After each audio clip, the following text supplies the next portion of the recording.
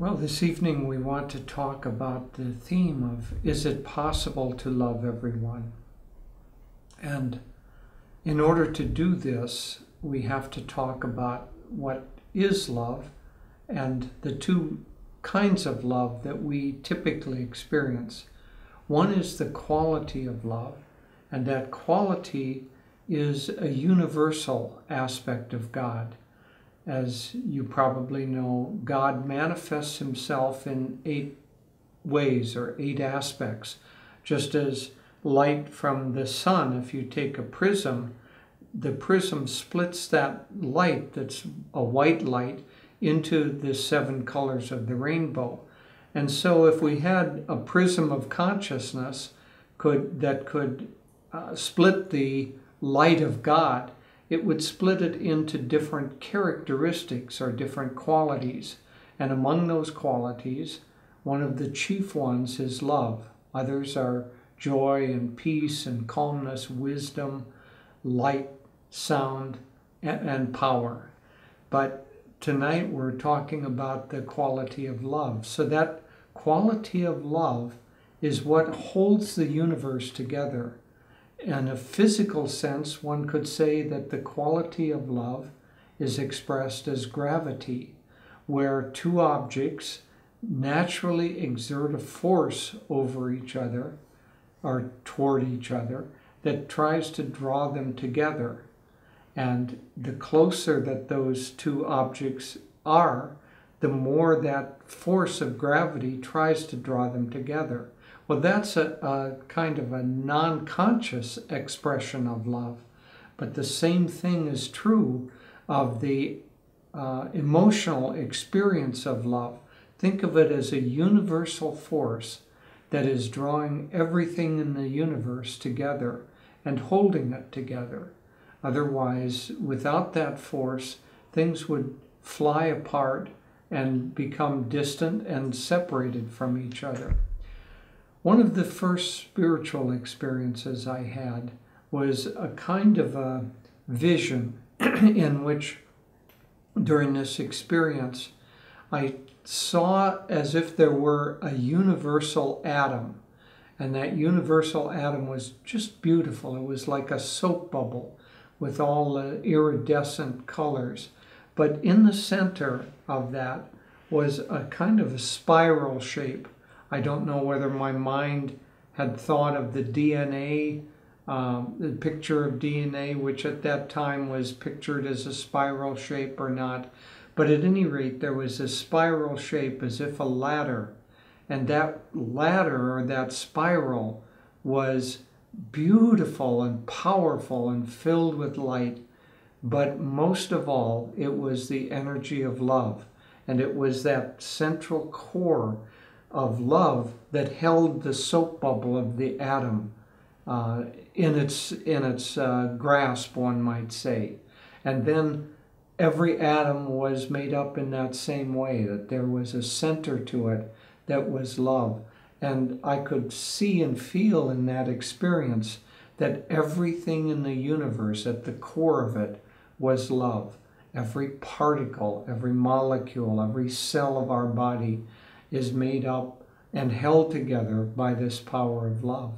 And so now I'm talking about the universal aspect of love that is there simply because that's the way that God manifests creation, manifests this earth, manifests the planet, manifests us, that at the core of every atom and every thought there is a sense of this power that draws things together and that appreciates and infuses with light every other atom in the universe. But taking it away from an impersonal sense, there's also that same quality within each of us in an emotional sense. And at a soul level, we automatically, because our soul is united with God, our soul, after all, is what we really are. The ego is just the soul that has been confined into what Swamiji called a bundle of self-definitions. And so you take this universal soul, let's say you take, since we're talking about love, you take the quality of God's love expressed by the soul, and so the soul expresses universal love. But the ego, in its bundle of self-definitions, begins to say, well, no, that love isn't universal. After all, I don't love criminals. I don't love people who hate people. I don't love Indian food. Well, I can't say that in India. In America, I could say that. People will say, ooh, I don't like Indian food. So the bundle of self-definitions of the ego, actually, one could say it begins to put little spots where that universal light cannot shine. And it's all a mental concept. See, the light already is shining. Think of love emanating from us to be like the power of the sun that just emanates light and sends it everywhere. It sends it out all around, up, down, left, right, everywhere. But then think of the ego as us going around and putting little spots on the sun, trying to block its power. And so, in that sense, the ego cannot love everyone, because the ego, its almost purpose is to self-define with likes and dislikes. As soon as we're done with our likes and dislikes, as soon as we remove that sense, oh, I don't like this person, therefore I can't love him, as soon as we remove that from everything in life, what Patanjali said is when the vrittis of chittva are neutralized, we automatically realize ourself as our soul again. And so all we're doing in yoga, one might say, is removing our self-imposed blocks of likes and dislikes. Well, we can do that also in terms of personal love. So obviously, in a practical sense, it's not possible to personally make a connection with everyone in this planet. There are over 8 billion people, and you couldn't even think of everyone individually in a lifetime. Your mind doesn't work that quickly. So you can't do it in a physically universal sense, but you can use a symbolic substitute for that. You can love individually everyone that you connect with. And that will be, I don't know, let's say a couple of hundred people. Some people it'll be less, some more. But start with those that are closest to you. Your family, normally. Master said that the reason that friendship was such a beautiful relationship, a beautiful expression of love, is that it is the one relationship that doesn't have any sense of compulsion to it. The one love between two individuals that isn't driven by desire or driven by a kind of creative impulse of a child loving the parent, parent loving the child. Friendship is pure, and it is just the, one might say, harmonic resonance between two egos that recognize that there's a unity between them, and therefore they have this sense of friendship. Well, try to feel that sense of friendship, and behind it, the love of God, this universal love that is expressed in that way. Try to feel that, especially for the people that you're close with, that you come in contact with every day, with your family, with others in the household, with those who are at work, with anyone that you come in contact with on a regular basis. And do it specifically. Try to feel that you are appreciating that person, even if some of their qualities annoy you. See, one of the big mistakes people make is that they say because of a person's actions, I don't love that person. Swamiji always corrected us in that. He said that you can love people without loving their actions. One time when our son was about 3 or 4 years old, we were living in the ashram in San Francisco. And I don't know, he must have been feeling like he had done something bad. Maybe we had corrected him. I don't know what spurred it off. But he came up and said to Swamiji, little 4-year-old, said, "Swamiji, do you love bad people?" He must have been thinking of himself as bad. And Swamiji gave such a beautiful answer. He said, "Yes, I love bad people. I don't always love the bad things that they do." And that satisfied our little son, because he could see then, well, there, I'm loved, even though I did something bad. Well, don't block your love from people because of some action or some behavioral trait or something of their personality that rubs you the wrong way. Probably the reason that they're in your life is to rub you the wrong way, so that you can overcome your tendency to say, well, therefore I don't need to love that person. You need to love everyone. You need to actively love everyone who is in your life, who's been drawn into your life, because that is God in a disguised form who has decided to come into your life. And so you have to love the God in that person in order to overcome the separation that is the driving force that keeps us in delusion. And so the expression of love to everyone is a deeply spiritual practice.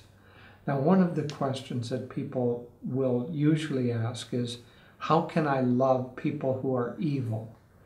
Well, Swamiji had a superconscious dream one night, and we actually have a little doily in our meditation room, because in his superconscious dream, he could see behind. He said he saw all kinds of people, criminals and mafiosi and good people and bad people, and he could see behind the personality in this dream, and he realized that everyone in the world is seeking the same thing. They're seeking happiness, they're seeking joy, they're seeking to somehow be fulfilled. And they may define in their actions different ways of expressing that, but they're all seeking the same thing. And so he wrote down that seed thought on this little round doily, because it was the only thing that he could find.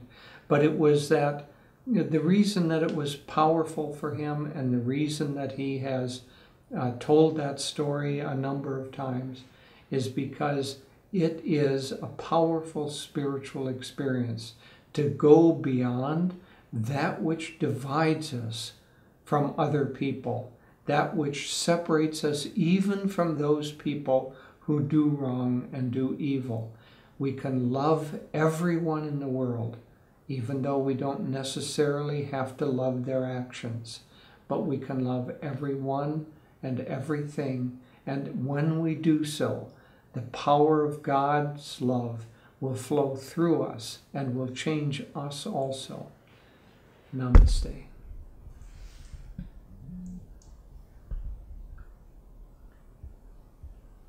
I'd also like to share a few thoughts now. You know, there's a statement by the Buddha which is a little daunting, but I think it's good to share in this context, where the Buddha told his followers, you should love everyone, because in one form or incarnation or another, everyone has been dear to you, everyone in the world. So these 8 billion people, and it's an interesting way to approach it, and it's more of a personal way. But we need to understand, and this is what Jyotish has been saying in some ways, that love is not merely a response to other people or other things around us. Love is a quality, it's a capacity that we all have. And if we wait for people or circumstances to be just the way we want them before we give our love or our approval, our acceptance, then we will wait many, many, many lifetimes. But if we just say, I have the capacity to love under all circumstances, then nothing can take that away from you.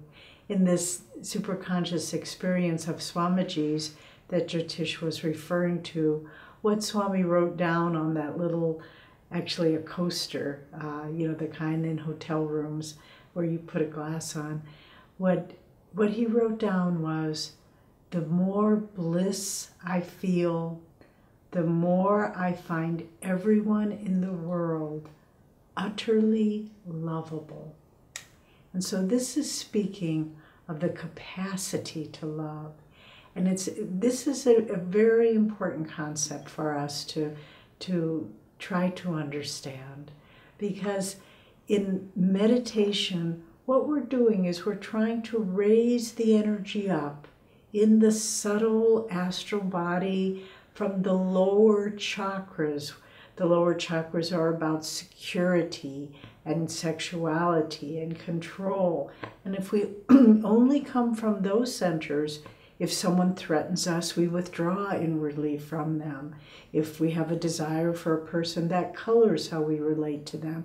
If we want to control the universe around us, if people don't behave in a certain way, then we're not pleased with them. But the more we raise that energy up to the higher chakras, and primarily starting with the heart chakra, the more that center of devotion and love is opened up, the more and more it's a capacity, not a response. And we just, willingly or not, our love flows out to everyone. Then I'll share a story before we go up to the higher chakras also. There is a very inspiring saintly woman named Corrie ten Boom. And she and her family were Dutch living in Amsterdam during the Second World War. They were Christian, but they saw the injustice of what the Nazis were doing and taking all the Jews away to concentration camps and killing them. And they tried to help many, many Jews escape, and they were successful in that, hiding them or getting them falsified papers to escape from Nazi-controlled territory. And someone eventually turned them in, and Corrie ten Boom, her sister Betsy, and their elderly father were all put in concentration camps. The father didn't survive long because he was elderly. Betsy and Corrie were young women at the time, and they were beaten and deprived and treated cruelly. And there was one guard in particular that was especially cruel. And finally, Betsy died too. Corrie survived, and she went around the world. And her love her love for God was so strong. That's what enabled her to not become totally darkened and filled with hatred for what she had experienced. And in her later years, she traveled all over the world talking about the love for God. And at one point, in one of the lectures she was giving, a man came up to her afterwards, and he was that guard that had beaten them and treated them with extreme cruelty. And he had seen the error of his ways, and he came, when she first saw him approaching her, she recognized him. And inwardly, this negative response came up. She tried to avoid making contact, but there was no way. And he came up to her and he said, "Can you please forgive me?" And she said, "I felt this wave coming through me. And it wasn't my response. It was God's response. It was the capacity, love, the power of love, which we don't own, which isn't ours to hold back or or give. It just is. And in that moment, she felt this love flowing to that man who had really brought about the death of her beloved sister.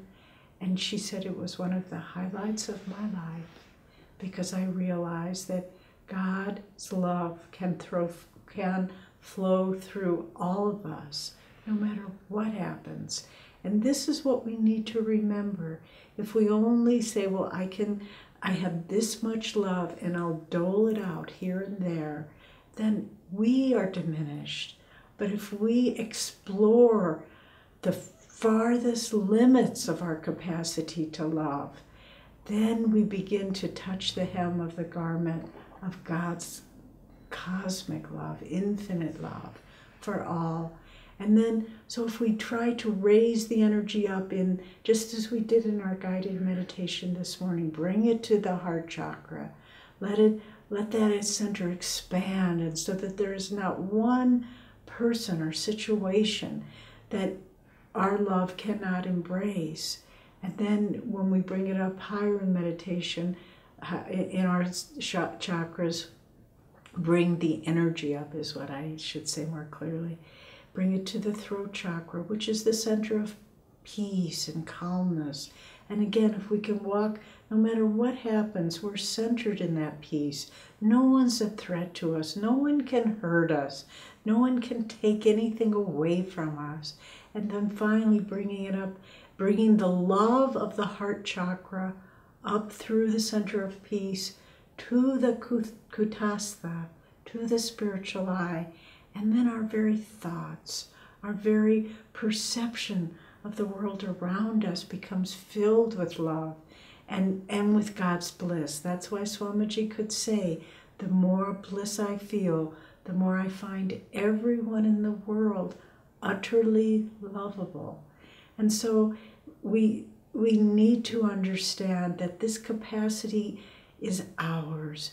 And the more we accept it, the more bliss we feel, the more we feel one with God.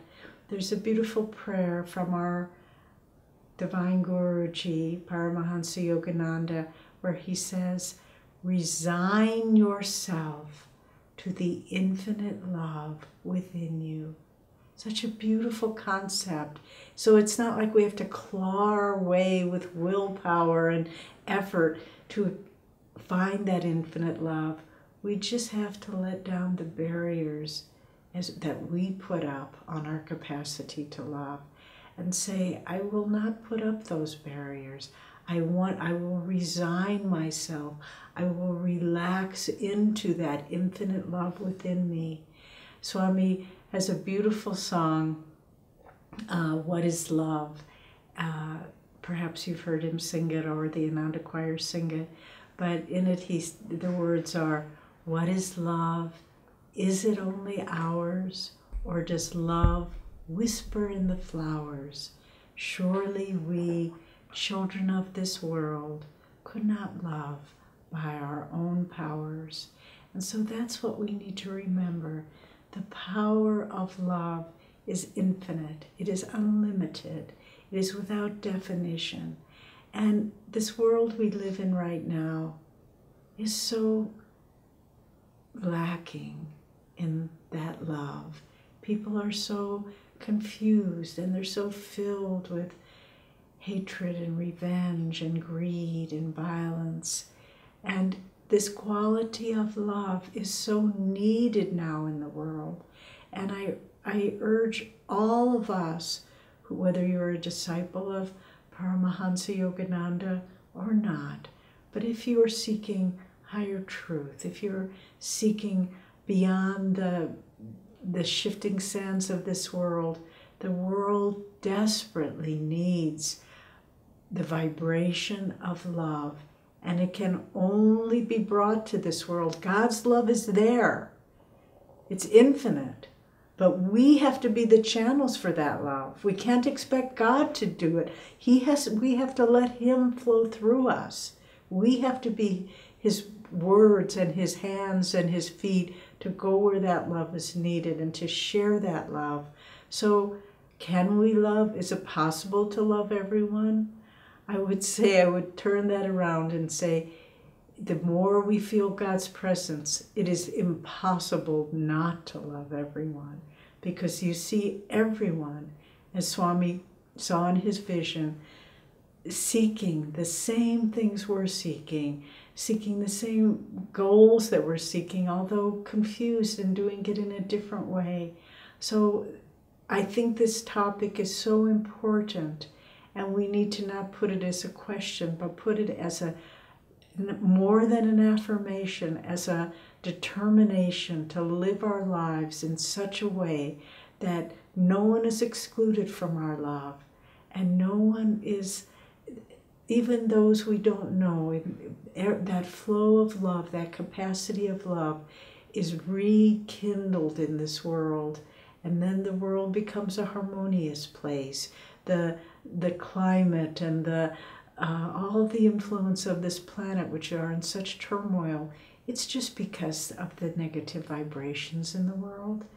And we ourselves can be channels of that love and of that light if we understand it's always flowing through us, and try not to see the world in terms of this I love and this I don't love, this I accept, this I don't accept. See it only as one thing. God's vibration everywhere. As Master used the beautiful phrase in Autobiography of a Yogi, he said, divine sight is center everywhere, circumference nowhere, meaning that nothing is excluded from that divine sight.